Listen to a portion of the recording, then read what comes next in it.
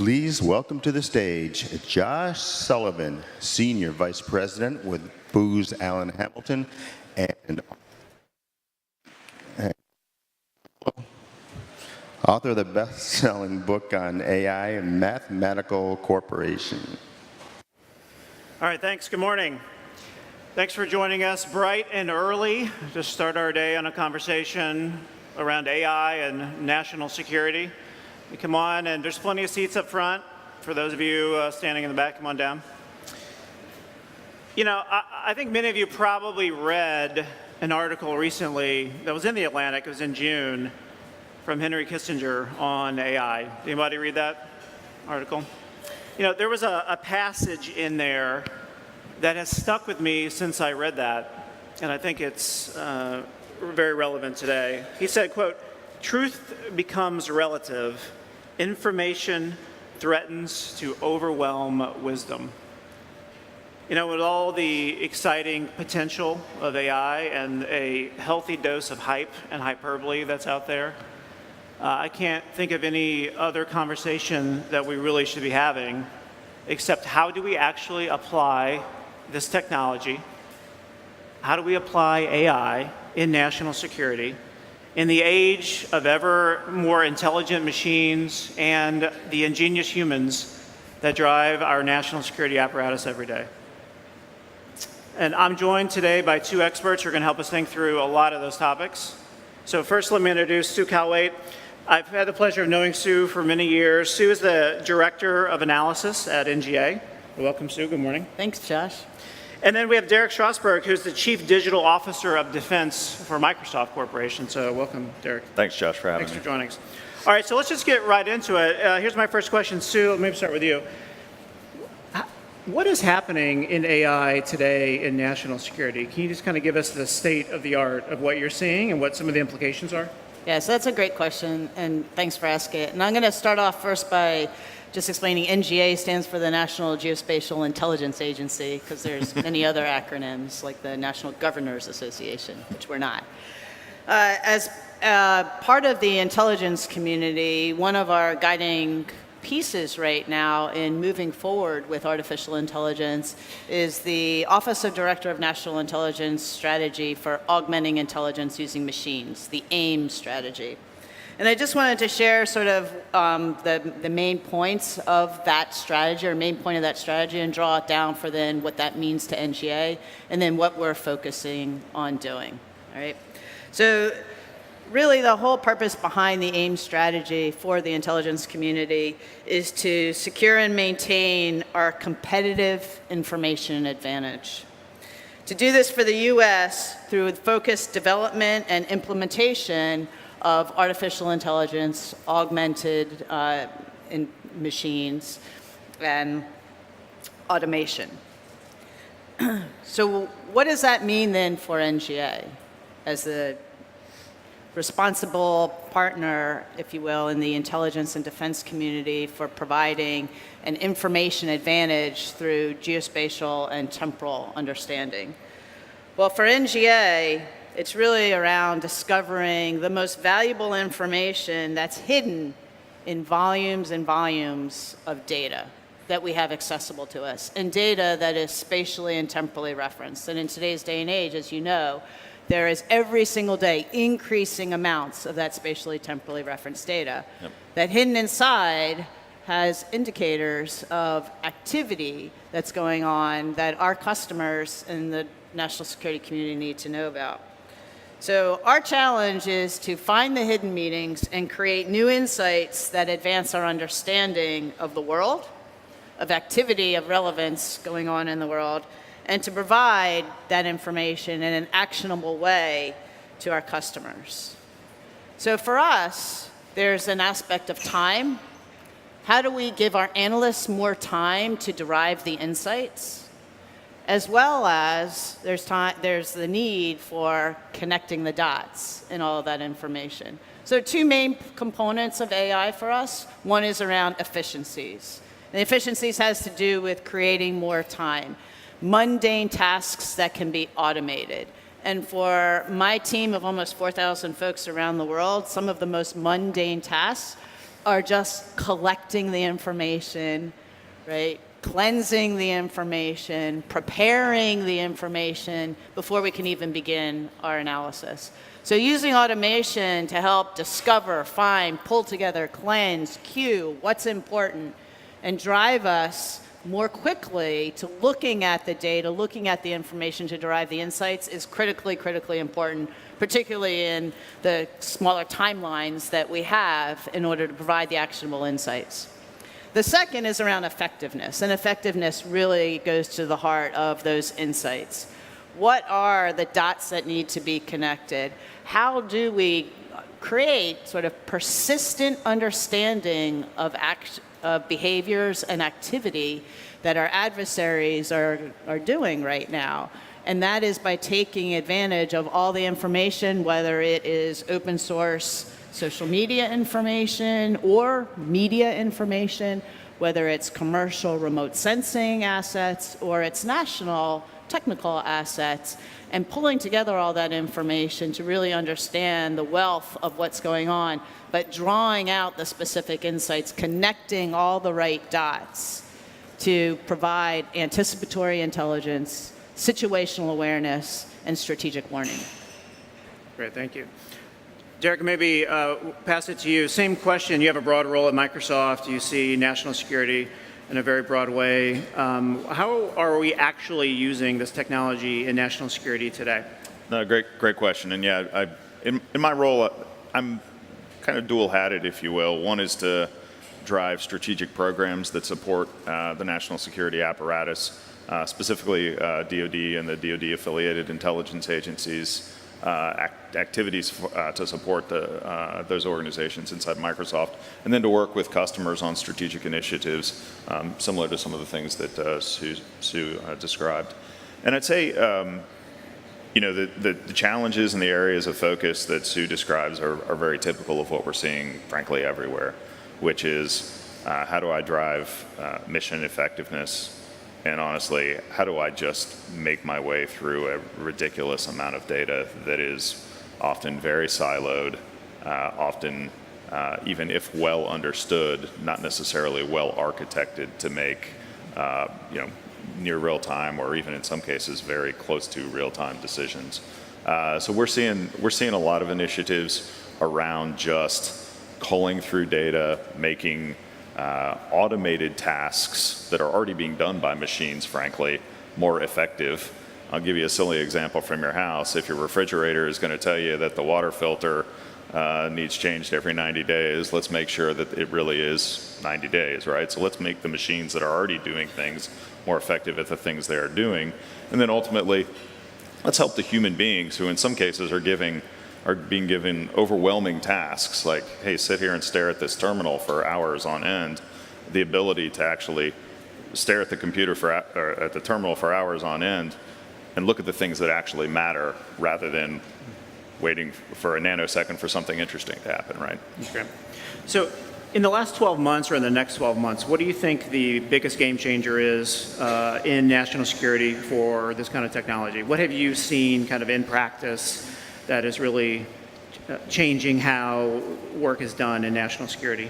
No, good question. And I actually maybe even started to answer it a little bit earlier. I think it's in the really understanding that the idea is to augment the human experience and to help the smart analysts and the smart operators and the incredibly valuable human assets that we have in the community do their jobs more effectively. So things like being able to take just a tremendous amount of information and extract entities from it, or even link entities in such a way that you can go, okay, I don't have to read through those 4,500 documents now just to find a collection of needles in the haystack. I actually found a needle. So I think things like text translation, text to speech, speech to text, the types of things that are painstaking in terms of the amount of labor that it takes just to go through, in some cases, documents that aren't even digitized to recognize whether something is of interest or not.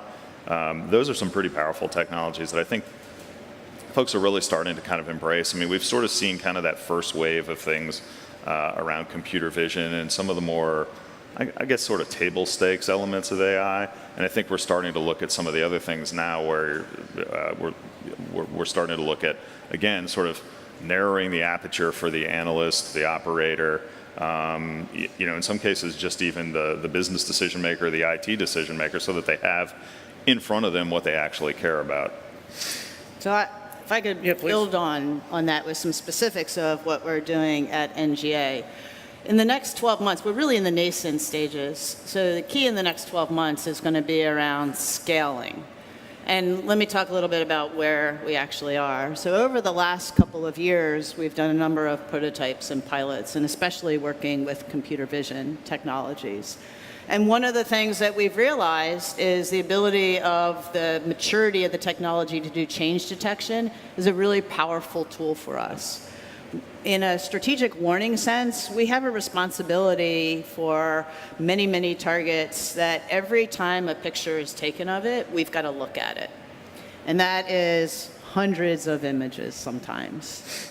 That takes many people, many hours, just to look to see, is there something there, activity of interest. What we found is that we've been able to apply computer vision to detect potential activity of interest. And instead of having to look at 100 images, analysts are cued to the 10 images that most likely have activity of interest. We've also then moved to being able to do some automated reporting. That is, if the algorithm detects activity of interest, rather than having the human being right away say activity of interest is occurring, to create an automated report that goes out to the community stating there's activity at this location. And then the analyst has the time to investigate what is the activity and provide some more context. These have all been sort of small pilots. So what we're doing now is pulling that together to really understand how do we scale. And the first step to understanding how to scale is what we're calling our pilot AAA initiative. So for us, AAA is augmentation, automation, and artificial intelligence, all those technologies. And this is focusing on a specific strategic warning in a particular area with a whole team of analysts that actually, for my organization, crosses different offices, where we're going to look at what we've learned so far, bringing that to bear, and then identify where else in the workflow and how do you start seaming those technologies together in a workflow in order to truly give time back to detect the not only activity of interest, but also starting to move to saying what those objects are. Sue, can you help us maybe unpack a little bit this concept of automation and how automation is helping an analyst or an operator, and how you see that relative to real AI, machine learning in the future, and how you think about that whole space? Yeah. So first of all, I think it's really important that you mentioned the analyst, the human in the loop. There's no doubt in my mind that humans will always be in the loop, no matter how smart artificial intelligence gets. One, our adversaries are really smart and will change their tactics, their procedures. And so if our analysts aren't assessing whether or not the technologies are still on point with the behaviors of the adversary, or that algorithm needs to be changed, we're not doing ourselves any good. So there will always be a human in the loop. And today, with regard to machine learning, the machines need help in knowing whether they have detected the right activity or not. And so we have these pilots in place, and one of the examples that I was pointing to earlier, an early strategic warning mission, I had 4 of my analysts just focused in one very specific issue area, every day having to just look at hundreds of sites. When we started bringing in a computer vision algorithm and machine learning, we've now cut those 4 analysts down to 1. The advantage is that the one analyst is now only looking at those images where it's the highest probability. And that analyst also is continuously working with the technology to say, oh, you missed this area, or what you thought was activity of relevance really isn't. So that the computer vision algorithm is starting to understand, oh, I need to sort of adjust what I'm doing. Meantime, the other 3 analysts who had been just doing this monitoring are now able to apply their brain cells, as I like to say, to other more complex issues in the region or just other areas of interest that we haven't been able to pay attention to because we've had 4 analysts on this one issue. Well, and I think one of the interesting things you say there, Sue, is just to kind of up-level it from just like a core national security case just for a second, is something that will hit home with everybody in the last couple of weeks is some of the humanitarian and disaster response type of stuff that's happening down in the Carolinas, right? Same type of technology and algorithms could be applied just to something like that. Hey, what's the probability of this particular image and that this represents a man or a woman or a family on top of their house looking to get rescued, for example? What's the probability that this is actually a road that is, or another piece of infrastructure that is impassable now, that is preventing the reliable delivery of logistics or supplies or what have you into an area that needs relief. So a lot of these same techniques can be applied to absolutely things that are core national security, but then there are other, obviously, geospatial and defense-related missions, that are core to public safety and the citizenry that I think that are also really sort of lower risk and really very, very straightforward for applying this technology to things like unfortunately we have wildfires that break out in the West every year. Unfortunately we have hurricanes. Unfortunately we have other both man-made and natural disasters. And this is an area where we're really seeing sort of the national security apparatus and DoD in particular and some of the logistics arms over there really kind of embrace this capability too. Well, maybe let's talk about that a little bit more. We've been photographing the Earth for many years. Forever. We've been, as your role in Microsoft, you probably have a lot of interactions with human behavior, and you have an entire research portfolio. How does the history of all the data that we've collected and all the touch points you have with either photographing the Earth or interacting with users in a way inform both your research agenda and what you see that Microsoft can bring into national security? Sure. So good question. Sort of a multi-layered question as well. I mean, everybody associates us obviously with Office and the operating system. Very few folks out there, unless you really are a Microsoft fanboy for one reason or another, know that we've been doing AI for 25 plus years. And that we have hundreds of folks who spend literally their entirety of their careers at Microsoft doing research on AI and machine learning, et cetera. And we've been building that into our products for eons, frankly. I mean, whether you realized it or not, and as much as you might not like Patch Tuesday, there's actually a lot of AI that informs what happens even with something as simple and as taken for granted as something like that. But everything from Office 365 and all the search capability there and Bing, all the way up to all the cloud services that we provide in Azure. I mean, there's a plethora of AI capability that we're delivering not only from the cloud, but traditional on-premises stuff. Because I think that's another thing that folks realize is, or that don't realize to a large extent, is there's a lot of modernization that needs to happen to truly embrace this tech. So if we just make the assumption that everybody's starting from greenfield and here it is, take it, use it, we're kidding ourselves, not only in the industry, but as well as on the government side, because you've got in some cases legacy hardware, certainly got lots of legacy applications, and we need to sort of provide a bridge, if you will. So kind of this flexibility to not only incorporate kind of from where you are rather than making you come to us. Yep. Is really important. And then I think the other thing that's really important to realize is there is certainly a learning curve and a talent curve that needs to be recognized here. And so understanding that there's not typically in most government agencies hundreds of data scientists just sitting around waiting to be tasked is an important thing as well. So we need to embrace the fact that there's going to be a lot of what we refer to as AI developers out there who are folks that can code, folks that can build smart applications, folks who are perfectly capable of unwinding a legacy app and figuring out how to incorporate this tech in to provide some sort of mission value. But at the end of the day, they're likely not going to build you a complex algorithm. And so we need to give them tools as well. So that's really what we've been focused on, is kind of building in around the edges into our products, and then kind of providing tools that run the gamut from, hey, I'm a developer and somebody tasked me to integrate text translation into this app, to I'm a hardcore data scientist who went to insert university name here, and I'm ready to do something really complex for Sue. Okay. And I want to talk more about talent in a minute, but we've been photographing the Earth for many years. How do you think about the history of data that you have to inform how you use some of this technology? Is that relevant to the way your analysts work?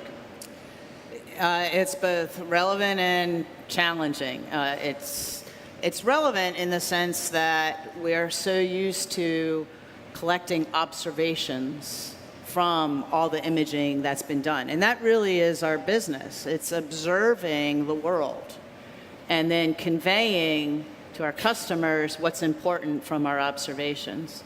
So where we're moving and the opportunity now with artificial intelligence is being able to unlock those observations that I say are trapped in the pixels. Because as pixels, I can't do a whole lot with it other than use it as background information. But if I can unlock each of the individual observations that my eyes see and that I capture in text now into structured observations, I now have a data stream that I can match with other data streams. And an example that just came to mind to me is pictures of a rally, an image of a rally going on or a protest going on in a city square. So for a computer vision algorithm to be able to detect that there's a large mass of people in a specific area that hadn't been there before. So it detects that activity. What a human being would look at that and say, oh yes, this is a protest, this is a rally, and could provide some context having read the news of what's going on. The machine may not know that, but the machine would know the location of this activity and then be able to go search social media, where certainly there are posts about it, and connect a post in social media that describes what the activity is and has on the ground footage of it, and provide that to me as an analyst now, where I can now talk about why is this important? Why should my customers matter? What does it mean is going to happen next? Rather than having to start with our traditional way of looking at the image and doing all that upfront work. So culturally is the challenge that we're facing in moving from how images have been collected globally, how we've imaged the world globally and derived insights from it manually, to what computers can tell us, and instead of looking at the pixels first, actually look at the information that is answering key questions we have, and then only going back to the pixels where we need more context. At the beginning, I referenced Henry Kissinger's quote about information potentially overwhelming wisdom. How do you think about this? Obviously, there's a war for talent. I think everyone who's in DC wants people who can do AI and machine learning kind of technology.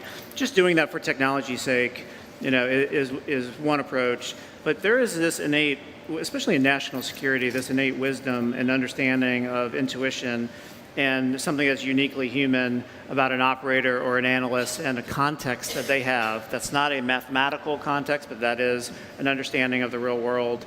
How do you think about both the talent that you need, how you're going to build that talent, but what does it really mean, not just getting more of them? How do you actually apply this technology with humans, machines and humans working together in national security? Because we have not really done that before. We're doing automation, we're taking the toil and the rote work away from an analyst, but what's next after that? How does that start to crystallize at your respective organizations? Yeah, for us, the talent piece is the center point, really, of how we enable our mission through artificial intelligence, because it is about the humans at its core. And there's two paths to that. One is around recruiting, hiring, and retaining talent that has the skill sets, the technical skill sets that artificial intelligence requires in order to build the algorithms, write the codes, work with the technology. The second, though, is making my existing workforce savvier about the technology. Because in the end, it is about humans working with the technology, but I believe it's not humans individually working with the technology, but multidisciplinary teams. And so for the most part, political science, history, geography majors need to be able to talk a little bit about technology and software code and algorithms. They need to understand what it can do for them in answering the geopolitical questions that they have. At the same time, the technical experts that we have and that we're recruiting and hiring also need to be able to talk a little bit of geopolitics. They need to be able to read The Economist and understand how that relates to their role in our mission. And so from a recruit, hire, retain, one of the things is the mission is really attracting the type of talent that we need. And then our challenge will be how do we retain that talent by continuing to offer training and skill development opportunities and challenging problems to work. Do you find that you're actually able to hire talent a little bit easier because instead of working for a big tech giant, sorry, maybe not Microsoft, but any other big tech giant, instead of working on making a news feed look better or optimizing ad revenue, which adds to serve you, that they're working on a mission that they can connect with at a human level? So we have direct evidence of that, actually. Over the past year, we've hired 85 folks into our data core. And these are data scientists, some software development skill sets, data management skill sets. So technical people, mostly hired out of industry. And why are they coming? For the mission. They're not coming for the salary. They're really coming to have an impact on our national security, on our nation, their friends, their family, right? The communities that they live in, and knowing that they're doing something good to support it. And that's what's attracted them. Derek, how are you all thinking about the talent agenda? So I think it goes back to a couple different things for us. We've been pretty public in our pronouncements around responsible use of AI. Brad Smith, our president and COO, has been very much out in front advocating for different public-private partnerships. We participate in a number of industry groups just in terms of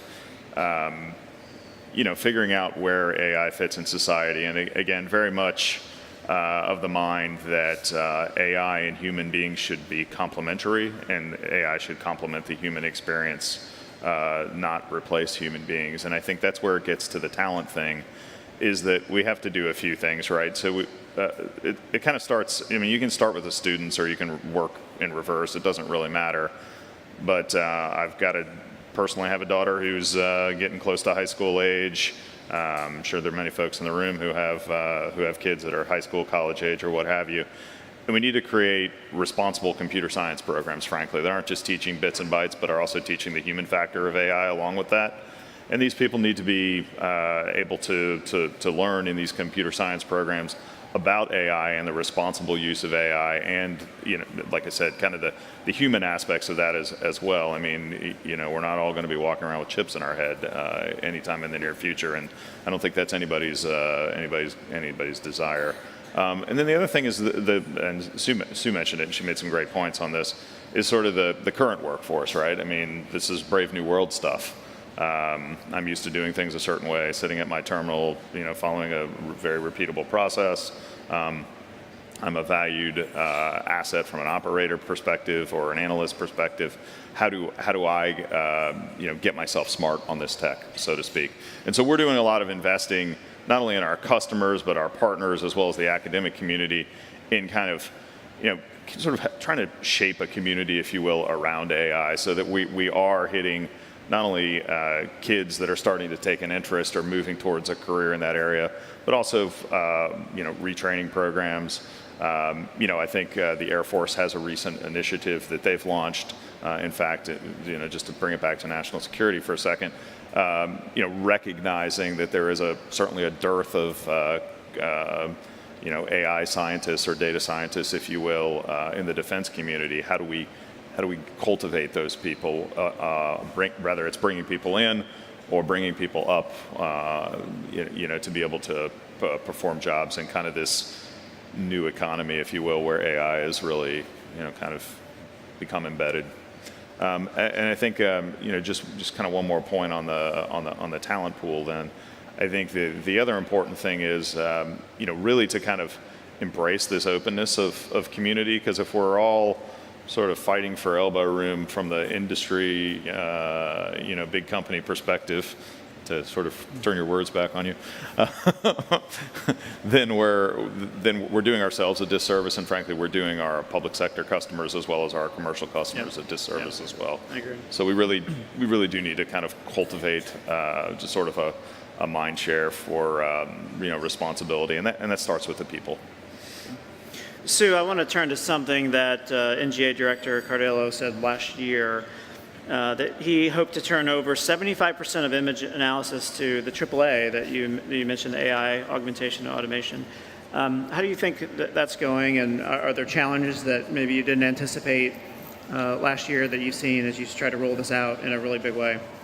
Yeah, it was an awesome challenge, and I took it to heart.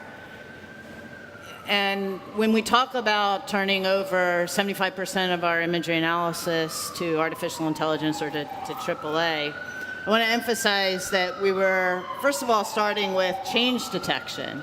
Because in the spectrum of what computer vision can do, because that's really the technology primarily that he was referencing was computer vision, going from change detection to object identification to object classification to object contextualization, the technology is very mature on the change detection.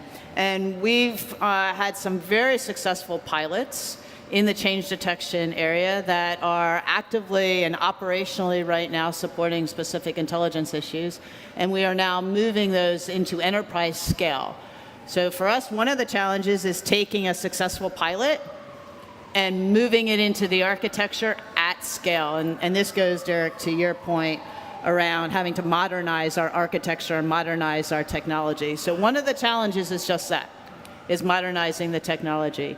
I will say that more often than not, the question I get is my workforce, my analysts, ready for this technology? And I can tell you emphatically that any technology that's going to help cue them to where to look or provide an indicator that something of interest that they care about is in this image, they want that technology.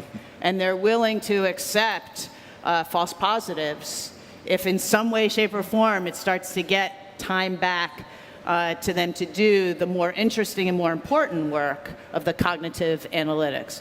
So that's where we have not yet hit 75%, but with this initiative, the AAA pilot that I talked about, and understanding where in the workflow we can bring the technology to bear, adding that to what we're learning about what does it take to scale into the architecture, the high compute platform, the cloud tools that are necessary.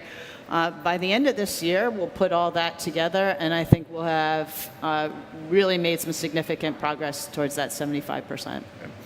Yeah, Derek, to the point about scaling, some of the environments in government are very unique, especially national security and denied environments, classified environments. What kind of investments is Microsoft making? What kind of products are you trying to drive in the AI space that is uniquely going to serve federal, maybe even uniquely national security clients? Yeah, so good question, because there is always that portability challenge, right?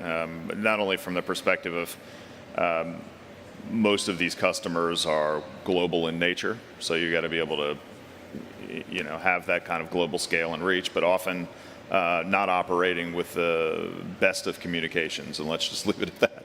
So, where we've really kind of looked, and I'll get a little bit into the weeds on the tech here for a second, is to make sure that we have both portability at the data layer at the model layer and fundamentally at the, if you want to call it AI application layer as well, so that anything you can run in our cloud with perfect comms out of a building here in DC, you could run in a far-flung location of the world, in a smaller footprint, in a disconnected scenario. So really looking to containerize AI as much as possible so that, yes, your focus in some far-flung corner of the world at a State Department outpost or at a Army outpost or what have you may be different. You may be looking at the same data differently in that location of the world as you would look at it maybe back here at headquarters or somewhere else in the world. But the fact of the matter is you can use the same raw material in that situation as you would back here because the solution is completely portable. So looking to kind of cut the cord, no pun intended, on the cloud in a lot of ways, even though we love cloud at Microsoft, don't get me wrong. But we recognize that there are mission constraints around connectivity and portability that we also need to acknowledge as well. So everything we're building is ultimately designed to be a couple things. Portable, like I said. One, absolutely embrace the best of industry and open source so that, hey, if I'm an analyst, again, operating in some far-flung corner of the world and I want to apply some algorithm that isn't available natively, if you will, from Microsoft's tech, I can bring that in and still use our tools. I just have a different target algorithm that's operating off that same source data. I want to turn now to something I want to know from both of you. What is your biggest fear, or what is keeping you awake at night around the next 18 months of this technology? It can be in any dimension, but I really want to understand, as you are driving hard and trying to apply this tech in national security, there are a lot of dimensions, a lot of ramifications to that, and I'm sure there's challenges that are keeping you up. Personally, what is occupying some of your own thoughts and keeping you up at night? So what keeps me up at night is that we're not going to have the technology at scale in time to support our customers from the warfighter to the White House in another major crisis. We're already, quite frankly, we are fighting wars in the Mideast, in the CENTCOM area. We've been practicing, thinking hard about what would happen in the Pacific AOR. If something were to happen in the Pacific AOR, in addition to what's happening in the CENTCOM AOR, I have to use these technologies in order to support our customers. I have to be able to, in essence, double, if not triple, the capabilities of my workforce, and it has to be with the help of machines. And if a third area of interest were to then also go into crisis at the same time, that's what keeps me up at night, is not having the technology at scale to support our nation when they need us most in a multi-AOR crisis scenario. As a citizen, I certainly worry about all of the same things. In addition, I worry a little bit about the hype curve, quite honestly. I think there's a lot of... You think the hype is going to overwhelm the executability? The adoption? Yes, I do.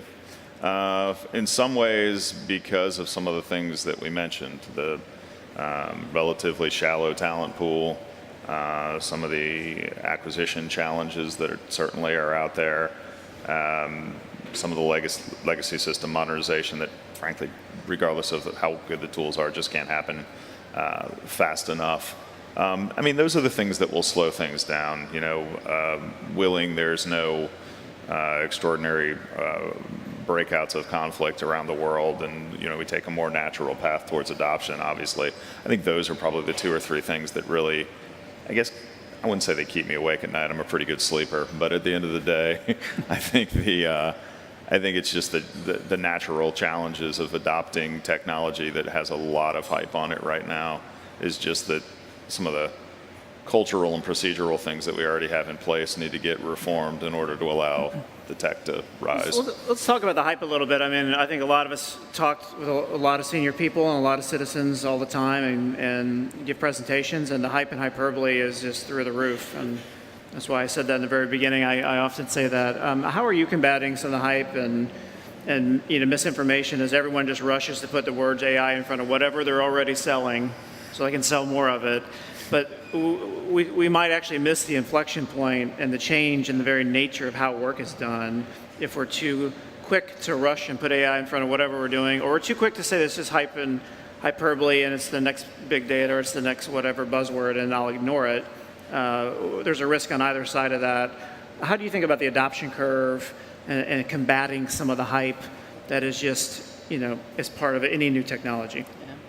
So for us, it's about relentless focus on the mission and understanding where in the workflow and where in the mission these technologies are most relevant. And that's why this AAA initiative that I mentioned, the pilot, is so important. It's important from two perspectives. One is just recognizing the maturity of the technology to support the mission across the workflow. How mature is it? Where else can we use it? But more important to that is that my analysts are involved in that initiative, in that pilot. It is in their operational mission today, what we call Mission Now, that they're exploring, experimenting, and applying this technology, and therefore adopting its use and getting used to and understanding when we talk about the need to build your skills, your computational savvy skills, gaining a better appreciation for why and where and how that matters to their day-to-day work. Because I think for my analysts, their question is, how is my day going to change tomorrow? I don't understand it. I hear what you're talking about, automation, but nobody has really explained how my day changes. By being involved in this pilot, they're feeling, they're exploring, they're sensing how their day is changing and what skill sets they need, how to use the technology, which then is encouraging us to ask, what other technologies, what other capabilities can we bring to bear?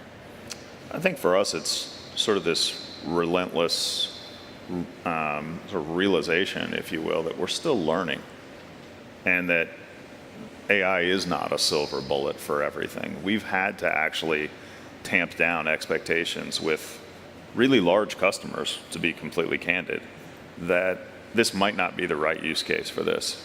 The technology is just not mature enough in this particular space yet to do either what you're asking of us or what you seem to be asking of us. So I think, and that goes through a lot of things even that we're doing internally with regard to looking at AI use cases from an ethics perspective even. And is this the right way to apply this technology or a set of technologies to a problem that does involve human beings as the output ultimately as well? So I think that, that's been a big thing for us over the past, I'd say about 18 months now, is really, coming to the realization that yes, we have a tremendous opportunity here, but we also have a tremendous responsibility as technology companies to advise our customers that, one, about the human aspects of things, and two, that the tech will continue to evolve, and it is not perfect, and we need to be responsible with its use. Let's go maybe a little broader now and talk about a national level conversation. So we have other nation states, Russia and China probably would lead the pack, certainly in making substantial investments around this technology, education of their own workforce, things like that. We don't have a national AI strategy in this country yet. There have been part of the Henry Kissinger's article in The Atlantic was a call for that. There have been other calls for that. What are your thoughts and what do you see happening at a national level, maybe around the entire intelligence community initiatives, and from your view at Microsoft, both things that are happening and gaps that we may have at a national level to really be competitive as a country with some of our global adversaries? So our nation has always had the advantage in innovation. And what I see as all the talk that's going on right now, whether it's in the press, whether it's on the Hill, wherever, is spurring the innovation. Spurring the innovation, one, because it's adding resources into the issue, right? Absolutely. And it's creating it as a primary focal point So I mentioned the AIM strategy in the Office of the Director of National Intelligence, and in the DoD, they've got the Joint AI Center. Yep. So both in the defense and intelligence community, they've drawn from the recognition of what our adversaries are doing and where they are, and the discussion of the technology and the advances that have been made, especially in narrow AI, to say we've got to do this. That discussion combined with resources is what is catalyzing now innovation and the application and use of it.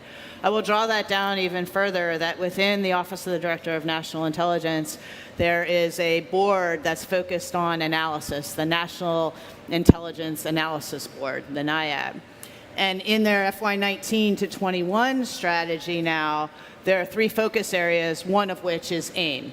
So everything within the defense intelligence community draws from a strategy, right? The national security strategy into now the OD&I strategy and DoD strategy, now down into the analytic level, and then within NGA and all the other agencies, taking from that and looking at what do we need to do to develop our tradecraft and our talent and modernize our workflows to take advantage of it. No, I probably just to echo something that Sue said. I think the number of conversations and pilots and proof of concepts and just ideas about how do I get into this in some sort of low risk way, whether it relates to logistics or supply chain reliability or optimal use of resources from a financial perspective, or whatever use case is applicable to insert defense agency name here or intelligence agency name here. Is really encouraging. To her point, the number of resources being allocated, the funding being allocated, and frankly, the talent that quite honestly, I'm sure you may have seen it, Sue, is coming back into government to work on this type of thing is really, really, really exciting. And so I think that's a good indicator that we're getting serious about this space. So I'm going to let you all have your say in just a minute. So we'll take a couple of questions. I have one more for them. So be thinking about if you have a question, we'll take a couple. So my last question for you all: fast forward me, 2 years, 5 years. What's the one thing that you really hope to see, to know that we have figured out or are on our way to figuring out how to make this kind of revolutionary technology work in national security? What's the one thing you hope to see? So 5 years from now, I want to see our approach to what we call the TCPED, tasking, collection, exploitation, processing, and dissemination, turned on its head and inside out, where we have gone and asked for what data we need. I want the data to find us. I want the data to be smart enough, the technology, the machines to be smart enough to know what information, what data is most relevant to the key questions that I have, so that I can start my day informed and build on that, rather than start my day on either asking for data or just taking what has been collected and trying to figure out for myself what's important to know. Fairly similar answer, actually, Josh. I've been doing this for a long time in the federal government and in defense specifically. And if 5 years from now I don't have to hear another conversation about I can't make decisions despite the fact that we collect more data than you could possibly fill up a really expensive hard drive with, I would be thrilled. That's great. Well, good. Let's transition to questions. All right, I see a number of hands. Whoever's ever running the mic can decide who goes first, because I hide my iPad from the Microsoft. Derek. Hi, lucky number one. My name's Daniel, and the focus of the conversation today has primarily been about skilled workers. I'm really curious by what changes you think AI will make to the unskilled labor market. Good question. You want to hit that? Unskilled labor market. Unskilled labor market. So I guess, again, I sort of hit some of this commentary earlier. I think the challenge for us is to honestly lift people up that are, what you would say are in the unskilled labor market at this point right now, and rather they're doing, gig type jobs or on-demand type jobs, provide skills training so that they can actually fill those types of positions. And then again, I think there is a massive opportunity for folks just coming into the workplace to kind of embrace this era of automation. There are more computer science related jobs than we can possibly fill at this point, and a shortage of workers like you wouldn't believe. We have trouble hiring them. I know the government has trouble hiring them. And, I do think that there is a tremendous opportunity, and we need to take some corporate responsibility as industry, period, to make those programs available to folks so that we do lift up the labor market in general.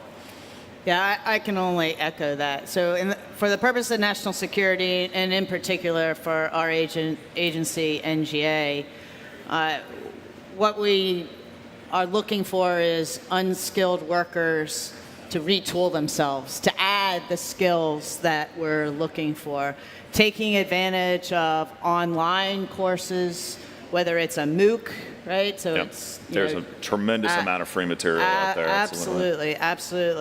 And the ability, with all the open source tools and freely available data, publicly available data, starting to test and build their skills that way, and then coming to us. Sure. Good. Next question. Tony Cherry, my assessment is that the IC is a decade ahead of where DoD should be when it comes to AI. One of the things that DoD is wrestling with is what goes wrong, or what is the impact if the algorithm is wrong. It's not bad refrigerator water, people die. You've been a practitioner now of that for a long time, based on your comments this morning. How is the IC, or in your case, the NGA, balancing what the AI is doing with the potential of a bad recommendation? Yeah, so thank you for asking that, because it's going to allow me to talk about something that's really, really important to our analytic tradecraft, and it is Tradecraft Standards. So the 9/11 Commission identified 2 faults in the IC that contributed, not the cause of, but contributed to it, in essence, missing the events that unfolded, unfortunately, on 9/11.